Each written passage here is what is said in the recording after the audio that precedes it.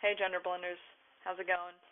It's week 34, and this week's topic we're talking about whether gender is learned or if we're born with genderized. Um, for me personally, I think it's a little bit of both. I used to be strongly on the side of this is how you're born, period, end of statement. Um, Nothing influenced anything. And taking a bunch of sociology classes and gender study classes, I've learned. My opinions changed. Uh, um, I think it's a little bit of both. Like I said, I think that when you're developing, you're in the womb. I think chemicals have an influence during brain development. So I think certain parts of your brain that normally wouldn't develop under um, your typical physiological conditions. Um, like for example, the brain of a male and the brain of a female. Um, there's they're different. They're quite different. Um, you have certain portions of the brain that are more developed in one sex than another. Um, so I think that in itself plays a role. If during your brain development your brain was subject to more of one stimulant and less of another, so and not physiologically typical for that sex, then I think that's a little bit where that comes from. Um, but I also think that the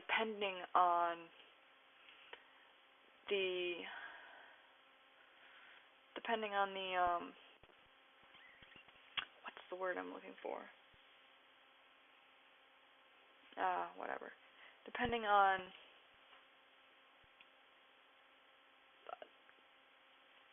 I'll just use intensity, even though I don't think that's the right word. Um, no, the like severity. I suppose you could say maybe. Um, Whether it was like too like extreme, if it was extreme or it was just a slight difference or an extreme difference. I think that would play a part when it comes to what is learned.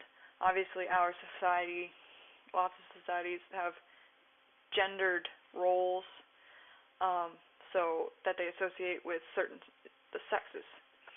So you come out and you have a vagina, and there's certain roles because you have a vagina that are placed on you, and if you have a penis, and so certain other rules and roles are applied to this child.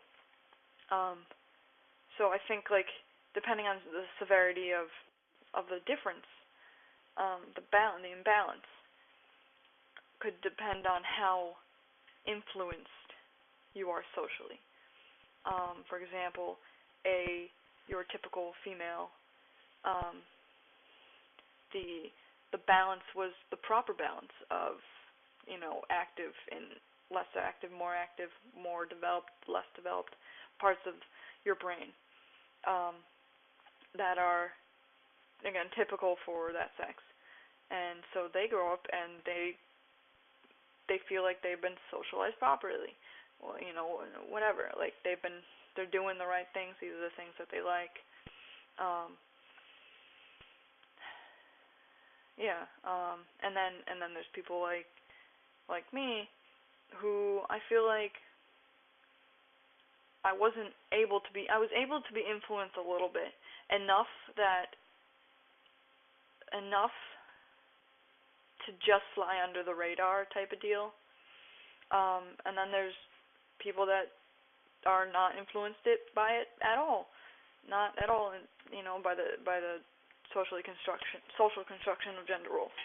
Um, and they just reject it, and they they go along another path. Um, also, like, I think it's a little bit of both, and I think they depend on each other.